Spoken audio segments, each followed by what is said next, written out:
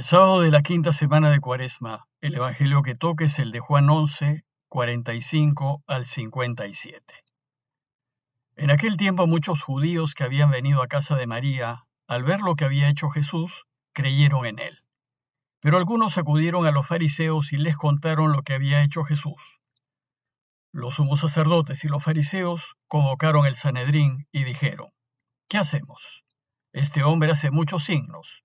Si lo dejamos seguir, todos creerán en él y vendrán los romanos y nos destruirán el lugar santo y la nación.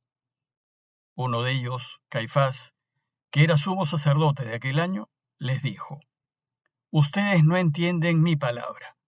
¿No comprenden que les conviene que uno muera por el pueblo y no que perezca la nación entera? Esto no lo dijo por propio impulso, sino que por ser sumo sacerdote aquel año, habló proféticamente, anunciando que Jesús iba a morir por la nación. Y no solo por la nación, sino también para reunir a los hijos de Dios dispersos. Y aquel día decidieron darle muerte. Por eso Jesús ya no andaba públicamente con los judíos, sino que se retiró a la región vecina, al desierto, a una ciudad llamada Efraín, y pasaba allí el tiempo con los discípulos. Se acercaba la Pascua de los judíos, y muchos de aquella región subían a Jerusalén antes de la Pascua para purificarse. Buscaban a Jesús, y estando en el templo se preguntaban: ¿qué les parece? ¿No vendrá la fiesta? Los sumos sacerdotes y fariseos habían mandado que el que se enterase de dónde estaba, les avisara para prenderlo. Con el texto que les acabo de leer concluye el capítulo 11 del Evangelio de Juan. Y ese capítulo 11 empieza narrándonos el signo de la resurrección de Lázaro, el último signo de Jesús, según Juan. Bueno, pues este último signo, devolverle la vida a un muerto, fue tan extraordinario que inmediatamente las autoridades judías se reunieron para ver qué hacer con Jesús.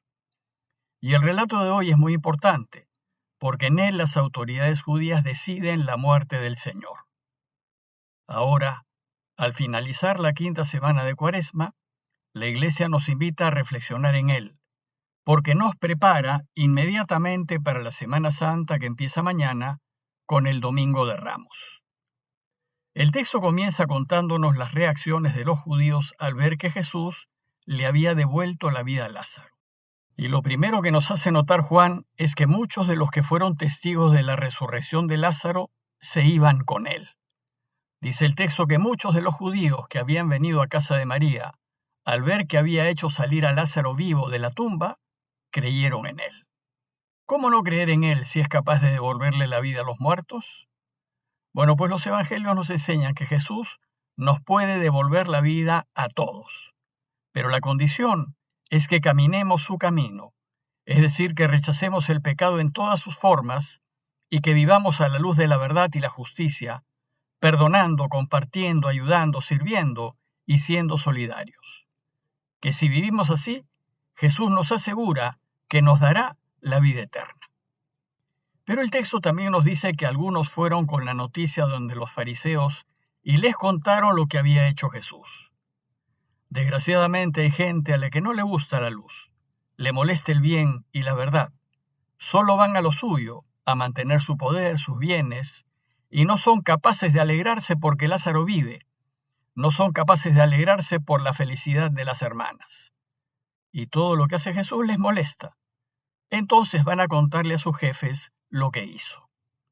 Y dice el texto que los sumos sacerdotes y los fariseos convocaron al Sanedrín y dijeron: ¿qué hacemos? Este hombre hace muchos signos. El Sanedrín era la autoridad máxima legislativa y judicial de Israel. Era una especie de congreso o consejo máximo que decidía la vida del pueblo. Los invasores romanos habían concedido a los judíos una cierta libertad. Les permitían reunirse en Sanedrín para legislar la vida ordinaria del pueblo y dictar sentencias, pero con tal de que no atenten contra los intereses de Roma. Lo que ciertamente no podían hacer era ajusticiar a nadie. Las condenas a muerte y su ejecución estaban solo en manos de los romanos. Bueno, pues las autoridades se reúnen en Sanedrín y su preocupación era: ¿y qué hacemos con Jesús? hace muchos signos. A ellos no les interesa el bien que hacía Jesús, ni les interesaba la gente ni su felicidad. Para ellos era claro que Jesús se había vuelto un verdadero estorbo, pues no solamente les impedía salirse con la suya, sino que ponía en peligro su poder y sus riquezas. Entonces, durante la discusión se presentan dos argumentos principales para eliminarlo. Primero, si le dejamos seguir, todos creerán en él. Perderemos el apoyo y el respeto de la gente y, en consecuencia, perderemos el poder.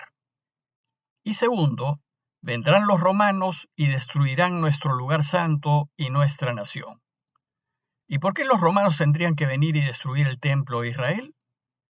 Pues resulta que había una alianza no pública entre las autoridades judías y los invasores romanos. Los romanos querían que los judíos se mantuviesen tranquilos y controlados, y las autoridades judías podrían controlar el pueblo.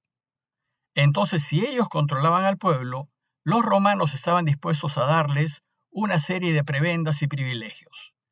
Pero si no lo pueden controlar, porque el pueblo ya no les hace caso o no lo sigue, entonces perderán sus prebendas y privilegios, y esto no lo podían permitir.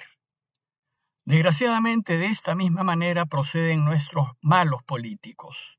Ellos solo se preocupan de ellos y de sus intereses, tuercen la verdad y usan a la gente en función de sus fines. Entonces Juan nos dice que uno de los del Sanedrín, Caifás, que era el sumo sacerdote de aquel año, les dijo: «Ustedes no entienden nada». Caifás sí entendía. Era el típico político astuto de esos que traman maldades para ganar poder y no perderlo. Se había dado cuenta del serio peligro que le significaba Jesús y había visto que la única solución era matarlo. Para Caifás, el resto del Sanedrín no había entendido la gravedad de la situación. Y entonces les dice: ¿no se dan cuenta que les conviene que solo un hombre muera por el pueblo y no que perezca la nación entera?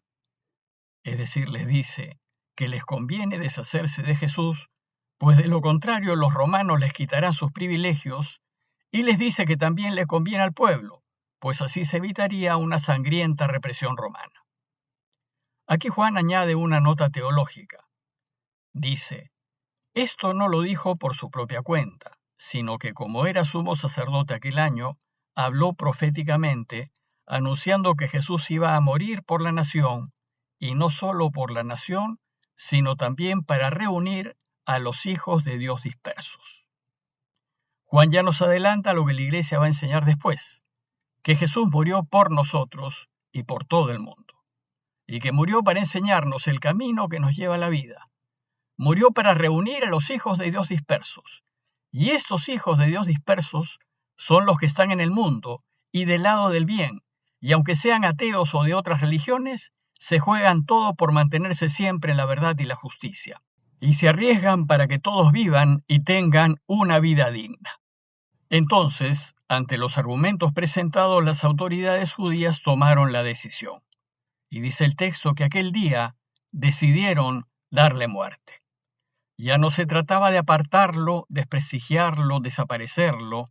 Ahora se trataba de matarlo. ¿Y qué hizo Jesús? Él tenía amigos que lo querían, incluso tenía amigos fariseos dentro del mismo Sanedrín, como por ejemplo Nicodemo, y seguramente así se enteró de la decisión tomada. Entonces decidió irse de Jerusalén y esconderse. Por eso dice el texto que Jesús ya no andaba públicamente con los judíos, sino que se retiró a la región cercana al desierto, a una ciudad llamada Efraín, y pasaba allí el tiempo con sus discípulos. Se fue hacia el desierto del Mar Muerto, hacia la desembocadura del Jordán, a unos 30 kilómetros al este de Jerusalén. Pero se acercaba la fiesta de la Pascua, una de las fiestas anuales más importantes de Israel, y el texto dice que se acercaba la Pascua de los judíos y muchos de aquella región subían a Jerusalén antes de la Pascua para purificarse. Antes de celebrar la Pascua, la ley decía que era necesario purificarse, y los judíos tenían una serie de ritos y de lavados que según ellos les eliminaban las impurezas que indicaban la ley, al menos exteriormente, como por ejemplo entrar en casas de extranjeros, juntarse con los pecadores y tocar cadáveres. Y entonces, una vez eliminadas las impurezas legales con los baños de purificación, ya quedaban listos y en una recta relación con Dios para celebrar las fiestas. Lógicamente, como Jesús fue un judío practicante, debía subir a Jerusalén a purificarse antes de las fiestas, pues él caía en impurezas legales a cada rato. Por ejemplo, se juntaba con pecadores y no tenía problemas con tocar a los enfermos o verse con los extranjeros. La gente, dice el texto, lo buscaba y estando en el templo se preguntaba, ¿y qué les parece? ¿No vendrá la fiesta? También las autoridades que habían decidido matarlo esperaban que volviese a Jerusalén y nos dice el texto que habían dado órdenes de que si alguno conocía el lugar donde él se encontraba, les avisaran para detenerlo. Todo estaba pues montado para capturar a Jesús y matarlo. Y como la situación para Jesús se había vuelto muy tensa, en esos días va a vivir escondiéndose para no facilitarle las cosas al mal. El Señor presentía que esa iba a ser su última Pascua.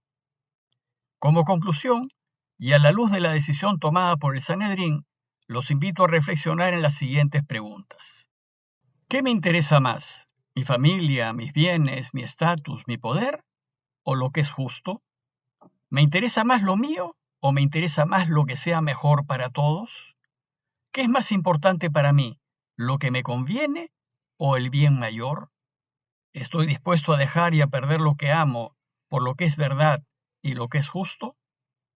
Pidámosle pues a Dios su ayuda para elegir siempre lo que es correcto, a pesar de las presiones que pudiésemos tener para elegir lo contrario.